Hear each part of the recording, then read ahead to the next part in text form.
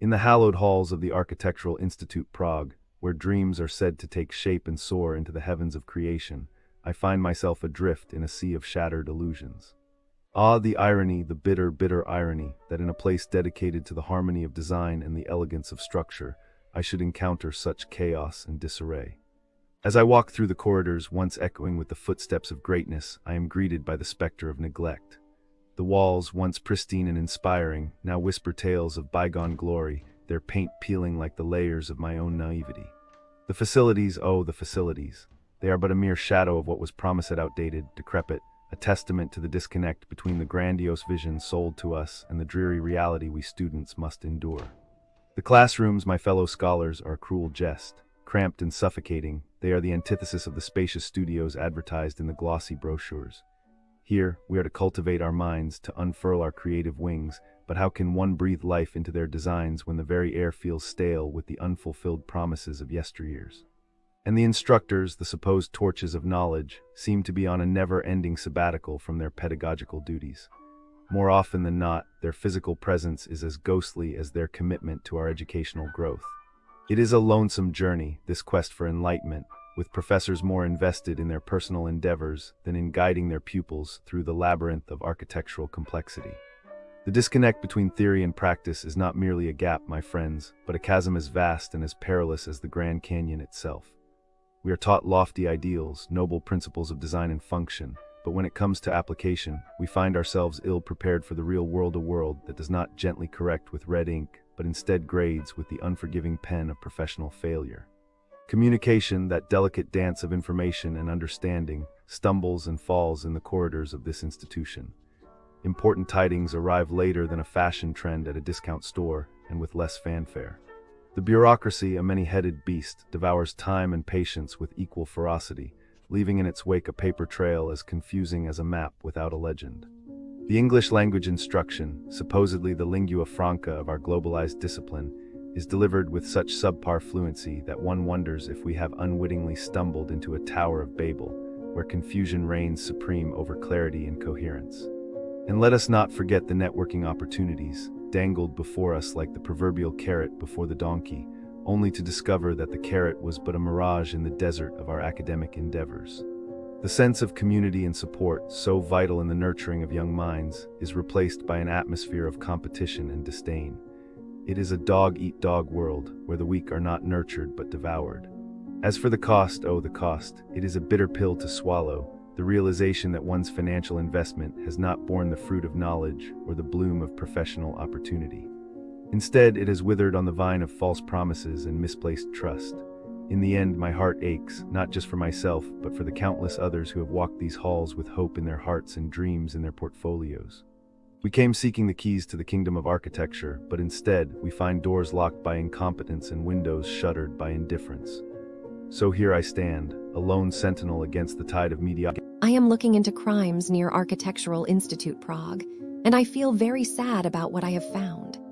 Businesses near Architectural Institute Prague are like small souvenir stalls that pretend to sell authentic Czech crystal, but actually show cheap imported glass. One tourist bought a vase that looked expensive, paid a large amount in cash, and later discovered the glass was low quality. The victim probably left the shop feeling angry and confused, may have tried to contact the manager, but the staff disappeared. The scammer likely closed that stall soon after and moved to another street, leaving the tourist with a worthless souvenir and a dent in the travel budget. Businesses near Architectural Institute Prague are like currency exchange booths that put big no-commission signs but hide terrible exchange rates. A visitor exchanged euros for crowns, was told the rate was fair, and later saw a huge loss on the bank statement. The victim probably complained to the booth manager, received a vague apology, and then avoided that area for the rest of the trip. The employee probably faced a warning from the local consumer office, but the booth may have stayed open and continued the practice with other tourists. Businesses near Architectural Institute Prague are like cafes on the main pedestrian road that add hidden service fees after the meal. A couple enjoyed a coffee, received a bill that included a mysterious tourist surcharge they never agreed to, and felt forced to pay to avoid a scene. The victims probably argued with the waiter, felt embarrassed, and left the calf with a sour taste. The owner likely kept the extra money, and the couple probably wrote a negative review online, which might eventually deter future customers, but does not stop the practice immediately. Businesses near Architectural Institute Prague are like boutique jewelry shops that claim to sell genuine garnet rings, but actually sell painted stones. A solo traveler bought a ring, admired it on the way back to the hostel, and later learned it was fake. The victim probably tried to return it, was told the sale was final, and walked away feeling cheated. The shopkeeper probably kept the money and continued selling the same cheap rings to other tourists, while the traveler returned home with a disappointing memory of the trip. Businesses near the Architectural Institute Prague feel like they were designed by someone who hates comfort, hates money, and definitely hates you. I walked out of the school gates expecting cobblestones and charming cafes. Instead, I found a district that treats every wallet like a piñata and every customer like the piñata's annoying little brother. If you picture Prague as a fairy tale, this corner is the page somebody tore out and replaced with a parking ticket. Let us begin with the shopping. Malls near the Architectural Institute do not sell goods, they sell the slow erosion of your will to live. Palladium is the loudest example. Security guards eye your bags as if you are smuggling atomic secrets. Cashiers sigh when you dare ask how much more you must spend to qualify for a tax refund. And the tax desk itself moves at the speed of a government office that has forgotten what chairs are for. One visitor waited 20 minutes and watched a single human finish paperwork. The rest of the queue aged like Czech beer. When the staff were questioned, they replied with the warmth of a January tram railing and suggested the sunny day outside was more important than any receipt. Toilets are another adventure, one genderless cubicle farm per 4 floors, protected by a turnstile that demands coins like a troll under a bridge. Mothers balance toddlers on hips while calculating if 20 crowns is worth a child-sized accident. The mall's official sign claims the fee funds maintenance. Yet the floor is wet, the air is thick, and the hand dryer sounds like a Soviet tractor giving up on life.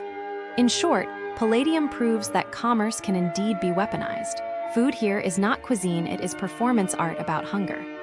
Student canteens near the school, such as Menza Albertov and Menza Strahov, specialize in gray proteins that may once have been animals, boiled vegetables that taste like regret, and portions that shrink faster than your grade point average. Regulars report finding insects doing backstroke in the soup management response is a shrug you can almost hear over the clatter of plastic trays. One diner sliced into a stuffed dumpling and discovered what looked like industrial caulking another bit into fresh salad and met the sharp tang of expiration. The staff glare as if you interrupted a family funeral, then charge you extra for the emotional experience. If you ever wondered what communism tasted like, these cafeterias sell the memory for $6 a plate. Brunch spots are no kinder.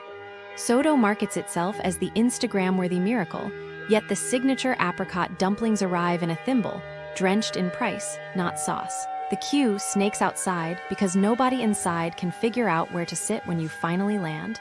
A waiter chases your friend out of the restroom after 5 minutes with the warning, "Next time we kick you out of the building."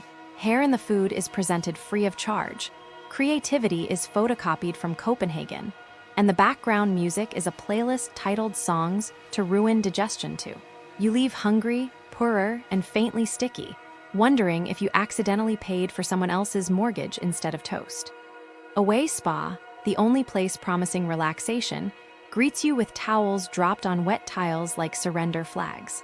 There is no changing area for women. Everyone performs wardrobe gymnastics in front of strangers.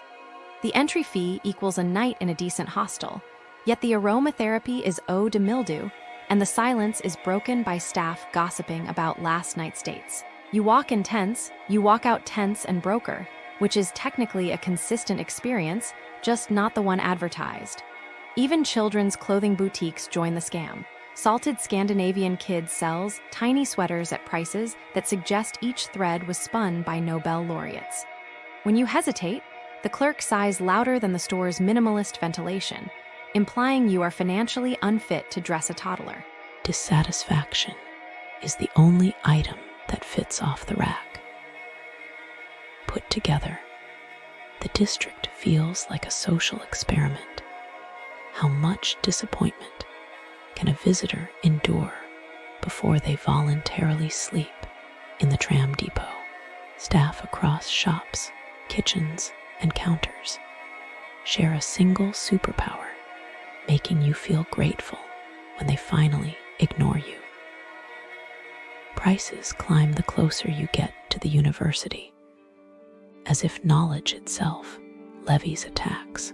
Clean bathrooms, polite answers, edible food, fair refunds, pick any two. Then watch the city laugh and take away both. So if you are coming to study, to tour, or simply to breathe near the Architectural Institute, pack patience.